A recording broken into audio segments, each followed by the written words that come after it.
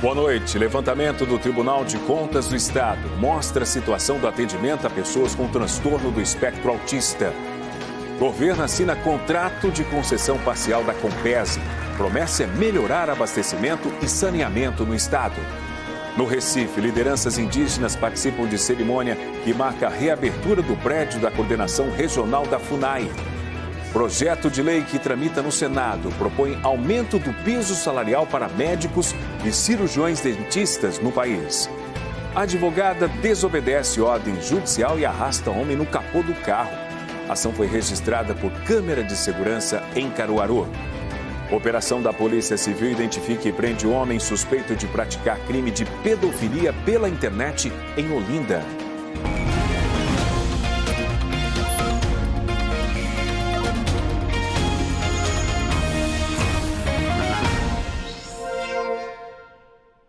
Um levantamento do Tribunal de Contas do Estado mostrou como está a rede de atendimento às pessoas com transtorno do espectro autista nos municípios de Pernambuco.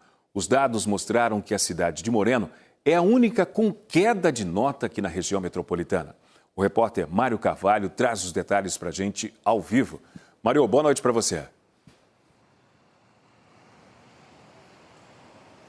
Oi, Márcio, boa noite para você, boa noite a todos. Esse levantamento do TCE foi feito em 2025 e comparou os dados que também foram levantados em 2023.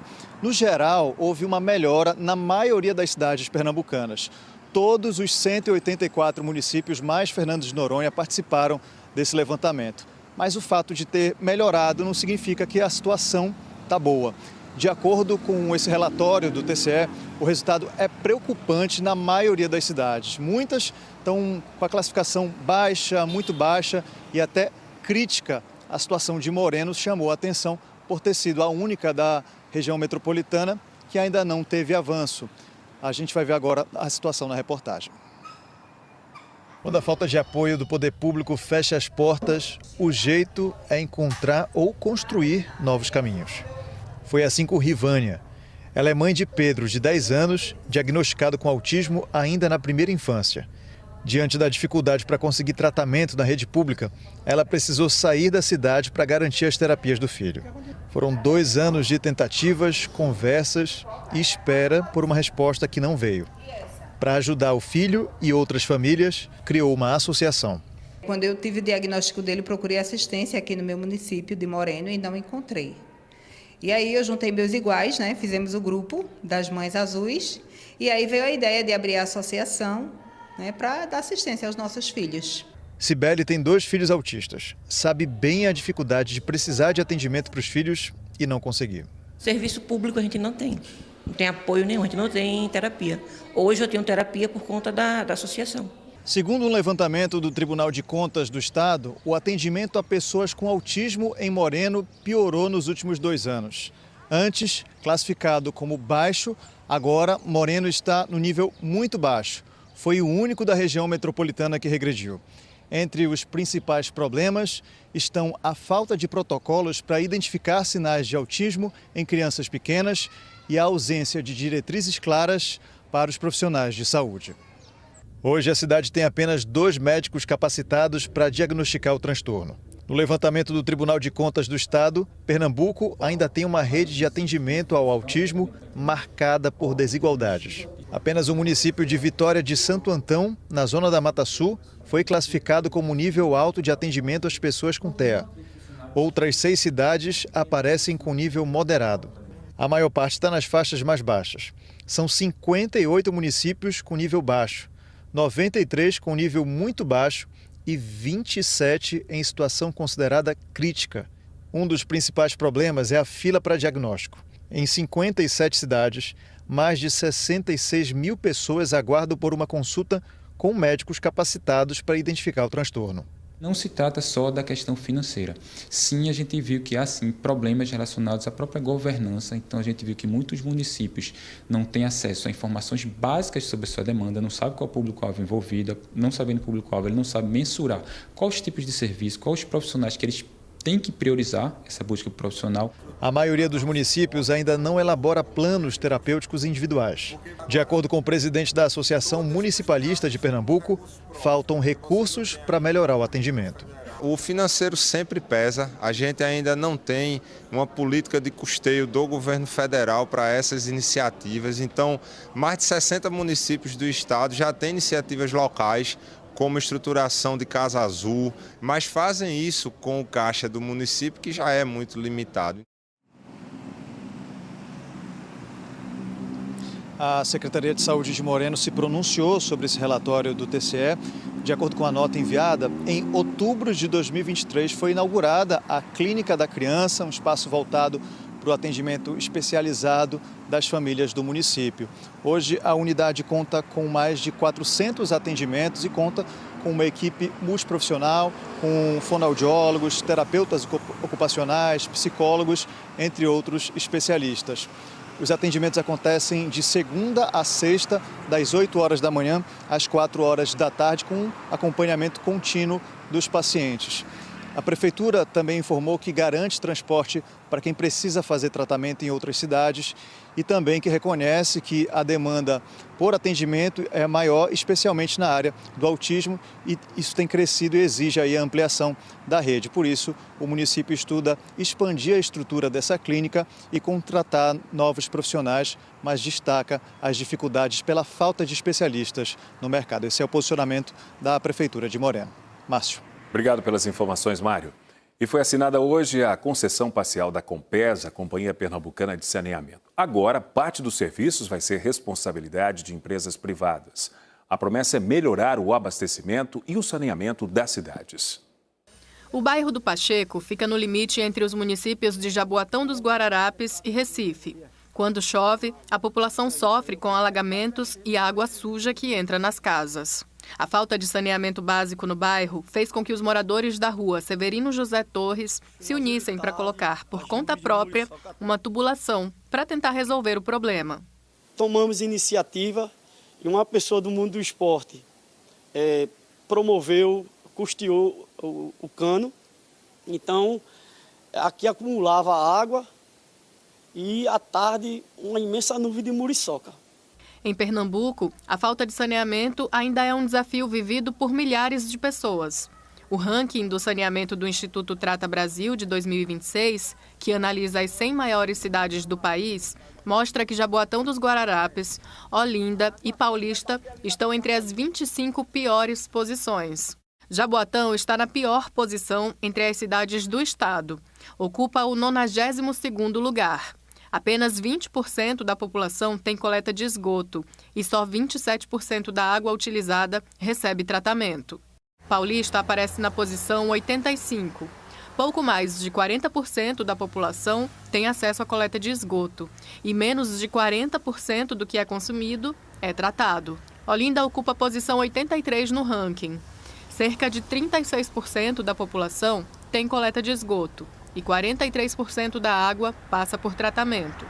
Na manhã de hoje, a governadora Raquel Lira e diversas autoridades assinaram um contrato de concessão do saneamento com as empresas Aciona e BRK, dentro de um projeto de parceria público-privada da Compesa. O objetivo é ampliar o acesso à água tratada e ao esgotamento sanitário no estado, em cumprimento ao Marco Legal do Saneamento, que prevê que até 2033, 99% da população tenha água tratada e 90% coleta e tratamento de esgoto. São mais de 150 cidades contempladas, com cerca de 20 bilhões de reais de investimento, 80% dele nos próximos 5 anos, para garantir universalização do acesso à água e tratamento de esgoto no estado de Pernambuco. Será um divisor de águas aqui, quando a gente permite garantir que esses investimentos tenham dia e hora para acontecerem. As concessionárias prometem investir mais de 17 bilhões de reais. A iniciativa privada assume os investimentos e a execução dos serviços de distribuição de água, coleta e tratamento de esgoto. Já a Compesa continua responsável pela produção e tratamento de água.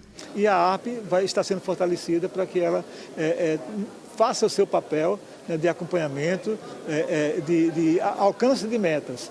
E, além disso, a Secretaria de Recursos Hídricos e a Compesa vão acompanhar ação por ação. Depois de 7 anos de reforma, a Fundação Nacional dos Povos Indígenas, a FUNAI, reabriu o prédio da coordenação regional no bairro da Boa Vista, no Recife. A abertura é com canto e dança, um ritual tradicional dos povos indígenas. Isso aqui é uma apresentação que fazemos em todos os lugares que a gente vai fazer nossas reivindicações, buscar nossos direitos. E aqui é a forma de nos manifestar, dizendo que estamos aqui e queremos ser ouvidos. Em 2019, o NE2 mostrou as condições precárias do prédio da FUNAI.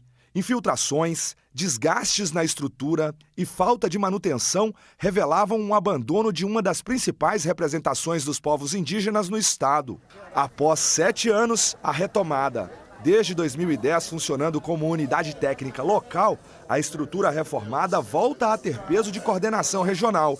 Isso significa mais independência para resolver as demandas e um atendimento mais próximo dos povos indígenas de Pernambuco. E além disso, também nós vamos instalar aqui no estado de Pernambuco uma unidade de suporte que vai dar o apoio administrativo para todas as coordenações regionais da região Nordeste. Então vai ser algo inovador. Então é uma estratégia de se avançar na implementação da política indigenista e em diálogo com os povos indígenas que demandaram de nós desde 2023 a instalação dessa coordenação regional. Pernambuco tem a 4ª maior população indígena do Brasil e a 2ª maior do Nordeste. São mais de 106 mil indígenas, divididos em 148 etnias.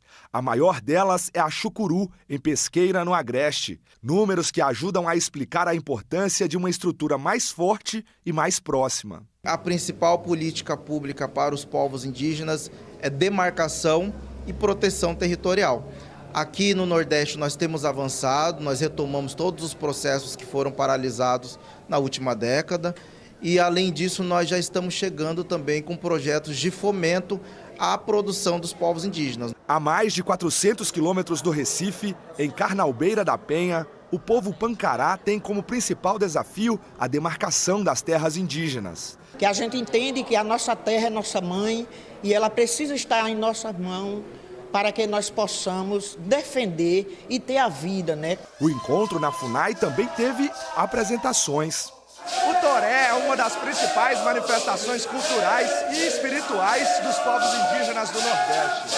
Uma tradição que reúne canto, dança e religiosidade. É uma forma de preservar a identidade, a memória e a história dos povos indígenas. Além de representar nossa religiosidade, o toré também é fonte de inspiração e de força para que a gente permaneça na luta, seguindo como identidade do nosso povo, identidade do nosso território e, acima de tudo, a ligação com os nossos antepassados, com a nossa ancestralidade. Uma operação da Polícia Civil identificou e prendeu um homem suspeito de praticar crime de pedofilia pela internet em Olinda. Quem tem os detalhes é o repórter Gustavo Ferreira.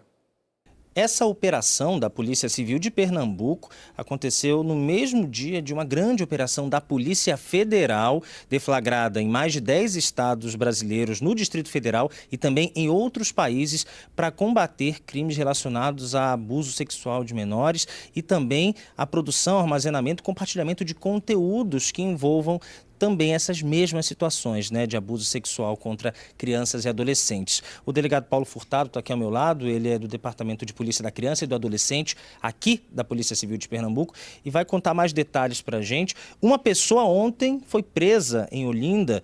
Como foi essa prisão? Essa pessoa resistiu? O que foi encontrado com ela e por que ela foi alvo dessa operação? Delegado, boa noite. Boa noite. Na data de ontem foi deflagrada a operação intitulada de Escudo Digital, em que teve por escopo o cumprimento de 4 mandados de busca domiciliar e um mandado de prisão temporária. Em um dos alvos, que estava em Olinda, restou constatado no ato da diligência uma hipótese flagrancial, no qual restou apurado que ele mantinha naquele momento ali conteúdo de pornografia infantil, e isso configura o crime previsto no Estatuto da Criança e do Adolescente. Então, para além do cumprimento da prisão temporária e da busca domiciliar, ele foi autuado em flagrante por este crime. No mais, restaram apreendidos equipamentos eletrônicos, dispositivos, CPU, telefone celular, dentre outros. E esses mandados de busca foram cumpridos em que cidades? Os mandados de busca foram cumpridos na cidade de Jaboatão dos Guararapes, Olinda e Recife. Esse material está passando por análise técnica, mas no momento da apreensão já foi identificado algum vídeo ou algum outro tipo de conteúdo que tinha também essa relação com violência sexual contra crianças e adolescentes? Perfeitamente. Todo material apreendido será submetido a análise técnica, mas em um dos alvos restou lá evidenciado claramente que ele naquele momento estava mantendo conteúdo de pornografia infantil e por isso houve autuação em flagrante dele. Bom, por qual crime esse homem de 40 anos preso em Olinda deve responder ou por quais crimes? Até então ele responde pelo crime previsto no artigo 241B do Estatuto da Criança e do Adolescente, que prevê uma pena de 1 a 4 anos. Passou a ser crime hediondo por uma lei de 2025, mas nada impede que ao longo das investigações reste constatada a ocorrência de outros crimes que serão apurados. Muito obrigado pelas informações, delegado. Voltamos ao estúdio. Depois do intervalo, parte de Marquise desaba e atinge carro na área central do Recife. Você vai acompanhar também o caso da advogada que desobedeceu uma ordem judicial e arrastou um homem no capô do veículo em Caruaru. O ENE2 volta em instantes.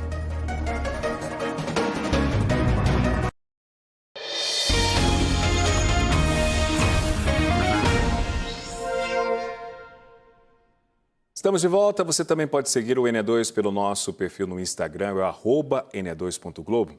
É possível por lá você comentar as postagens e também deixar sugestões de reportagem. E entre as postagens mais recentes está o vídeo que mostra uma advogada arrastando um homem no capô de um carro em Caruaru, no agreste do estado.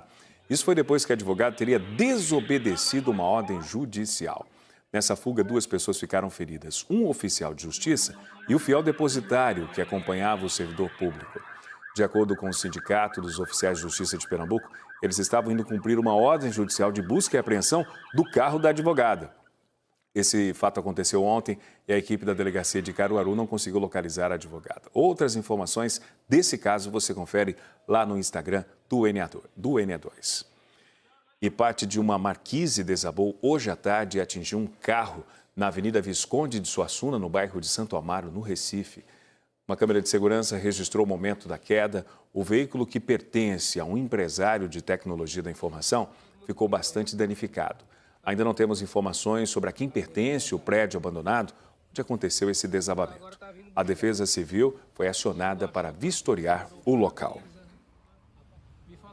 Hoje é o Dia Internacional da Dança e tem evento gratuito acontecendo no Recife. Mônica Silveira acompanha esse encontro animado e traz pra gente as informações ao vivo. Oi, Mônica, boa noite para você. Boa noite, Márcio. A gente está aqui no Centro de Convivência dos Idosos, aqui nos Aflitos, e o pessoal está desde cedo aqui, viu? Dançando. Eles disseram que já dançaram todo tipo de ritmo por aqui hoje. O professor vai puxando, o pessoal vai dançando incansavelmente. Eu vi que a senhora tem um remeleixo 80 danado. Anos, Quanto? 83. E como é que é o reboladinho aí? Mas vendo. É de hoje que eu tô vendo a senhora só nesse clima. Se divertindo. E a senhora... Nota 1000 na... Obrigada, minha flor. Na Globo. Obrigada, Florzinha. E a senhora tá no maior prazer de estar aqui também, não é isso? Oi, Mônica. Boa noite. Eu sou Nailza, tenho 69 anos, moro no Cordeiro e estou muito feliz de estar podendo participar dessa casa maravilhosa, desse centro de lazer. Hoje, que é o Dia da Dança, estamos comemorando, entendeu? Então, a gente está vivendo o último ciclo da vida, então a gente tem que ser feliz, porque a vida é isso, ó, um sopro. Ai, mas tomara que tenha mais ciclo, né, Hilda? E a história é essa. Ela, como muitas outras pessoas aqui, participam das oficinas que acontecem aqui no Centro de Convivência. Algumas dessas oficinas são justamente de dança. Então, eles passam vários meses treinando, ensaiando, e hoje é o dia de fazer bonito. Tem visitante também, porque esses dois aqui ensaiadíssimos me disseram que são visitantes. Vocês vieram de onde? Aruano Suassuna, comparsa Aruano Suassuna, eu amo dançar. E o que arrastou vocês pra cá? A dança, tudo isso aqui que tá acontecendo, pra mim é maravilhoso. A gente quer ver mais, porque tava tão bonito esse pai. Manda brasa. É isso. Aí eles começaram de tarde, dançaram frevo, dançaram samba, fizeram um bocado de coisa. Hein, professor, o que é que vai ter mais ainda aqui? Tá terminando por hoje, né? Terminando por hoje. A gente tá aqui desde as 4 horas da tarde. E essa galera tá nesse fogaréu todo? Dançando e muito forró. Deixa eu ver essa senhora aqui. E a senhora? Disposta ainda? Disposta até terminar. Esse terminar vai ser daqui a pouco, mas se rolasse mais um pouquinho, a senhora ainda ficava? Ainda ficava, e amanhã estarei lá no Teatro Apolo, dançando frevo com o Rojão, às 6 horas da noite, até que hora não sei, até quando é que vai, porque eu já faço aula de frevo há 13 anos, e eu amo fazer frevo do meu jeito, e adoro, gosto muito desse movimento. Obrigada, tá vendo que coisa legal? Também é uma idade em que as pessoas já não têm criança pequena em casa, já não tem, às vezes, né, tanto compromisso em casa, então isso traz essa liberdade para que eles venham curtir uma tarde e uma noite como hoje. Então é isso que está rolando aqui no Centro de Convivência dos Idosos. O pessoal que ensaiou bastante, agora está mostrando que está bem aprumadinho em todos os tipos de dança. Obrigada, pessoal. Valeu aí. Tchauzinho para vocês. Tchauzinho. E assim a gente mostra essa animação. Muito bom, Mônica, né? Hoje é o dia da dança, o pessoal aproveitando realmente, olha, é isso, com qualidade de vida, aproveitando a vida. Em instantes aqui no NE2, vamos conhecer uma mistura de sabores que concorre no Festival Comida de Boteco. O NE2 volta em instantes, até já.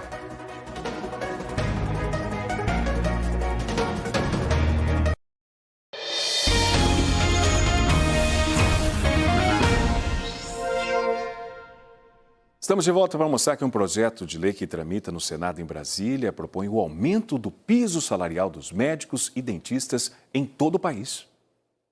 O Conselho Regional de Odontologia reúne 14 mil cirurgiões dentistas de Pernambuco. Aqui, todos acompanham de perto a tramitação do projeto de lei no Senado. O que existe hoje é uma lei de 1961 que determina o valor de 3 salários mínimos como piso salarial da categoria. Se a remuneração é considerada precária para os cirurgiões dentistas em geral, ela se torna ainda mais difícil para os dentistas que trabalham pelo SUS, atendendo pacientes do Serviço Público de Saúde. De acordo com o Conselho, muitos municípios entram na Justiça e oferecem valores ainda mais baixos para candidatos às vagas de dentistas. Diego Sampaio participa do movimento Dentistas do SUS. A gente não tem hoje uma salvaguarda. Na prática, a gente vê editais sendo lançados aí com salários baixos, aí em torno de R$ 1.400, R$ 1.600 para 40 horas. O projeto de lei que atualiza o piso salarial de cirurgiões dentistas e também dos médicos tramita no Senado há 4 anos. Pela proposta original apresentada pela senadora Daniela Ribeiro, do PP da Paraíba, o piso pago a esses profissionais passaria a ser de R$ 10.991 para a jornada de 20 horas semanais. No último dia 14 de abril, o projeto foi aprovado por unanimidade pela Comissão de Assuntos Econômicos do Senado, que estipulou R$ 13.662. O texto também reajusta o valor para adicionais de hora extra e noturno, passando de 20% para 50% sobre a remuneração do trabalhador. A perspectiva de atualização do piso salarial quanto antes mobiliza e anima a categoria. A gente está numa expectativa muito positiva, feliz de ver o movimento que começou de maneira acanhada, mas que ganhou todo o Brasil, que é de realmente buscar essa atualização de uma lei que a gente fala que é desde 61, uma lei que a gente diz que está amparada pelo Estatuto do Idoso porque tem mais de 60 anos. O projeto ainda será apreciado em outra comissão do Senado, a de Assuntos Sociais, antes de seguir adiante. O senador Fernando Dueire foi escolhido relator nessa comissão e está com o projeto em cima da mesa, trabalhando nele. Disse que, no momento, está procurando entender impactos financeiros da aprovação da atualização do piso salarial de dentistas e médicos e pretende apresentar o relatório pronto dentro das próximas semanas. Esse projeto está na Comissão de Assuntos Sociais, da qual eu sou relator, e ele é terminativo. O que quer dizer isso? Quer dizer que ele não vai mais a plenário. ele termina com a votação nominal dos senadores nesta comissão. Se aprovado, segue para a Câmara dos Deputados, para a partir daí, sim, receber a sanção do presidente da República. Como hoje o VN2 é mais cedo, vamos mostrar como é que está a volta para casa, fazendo um giro pelo Recife, começando com imagens para você da Agamenon Magalhães. Essa câmera fica no bairro do Derby, mostrando movimentação em direção ao bairro da Madalena. Vamos agora seguir para a zona sul da capital, do alto, mostrando a Avenida Antônio de Góes, no Pina, um dos caminhos para quem sai da zona sul em direção à região central, também em direção à zona norte da capital. E vamos agora também mostrar para você como é que está a BR-101. Essa câmera fica ali no bairro de Prazeres, mostrando a movimentação em direção às praias do litoral sul do estado. Dois amigos são os donos do participante do Comida de Boteco que vamos conhecer hoje. O bar fica no Arruda e investiu em uma mistura inusitada de sabores.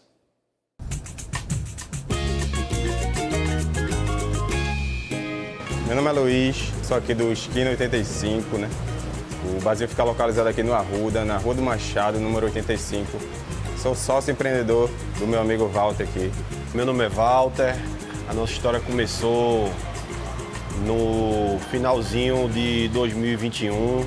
Foi saindo de uma pandemia, um momento difícil, que aí eu resolvi falar com o Luiz, porque já era um sonho da gente, como a gente trabalhou junto, eu já sabia que ele também queria ter um barzinho, abrir um bar, e também era meu sonho. Então, quando as coisas estavam começando a voltar ao normal, mandei uma mensagem para ele, aí vamos lá, é a hora. E ele topou de primeira. Aqui quando a gente entrou, a gente aqui foi eletricista, foi pedreiro, foi pintor, né? E conseguimos abrir nosso bar. Quando você começa a empreender, você vê que é completamente diferente, né? Acho que isso é um grande desafio, né? Manter equipe, manter um fluxo de caixa, manter uma identidade, né? Você segurar a sua identidade até do começo ao fim. As coisas boas é sempre fazer mais amigos, né? Sempre fazer mais amigos, não só clientes como funcionários também. Eu digo que hoje a gente não tem uma equipe, né? A gente tem uma família aqui no Esquina, né? Todo mundo que não conhece a gente pensa que nós somos irmãos, né? Mas somos irmãos da vida, né? A gente gosta muito das mesmas coisas, assiste os mesmos filmes praticamente, gosta das mesmas comidas. E aí vem muita semelhança, né? E tem gente que pergunta, e aí, vocês são irmãos? E a gente, nós somos irmãos.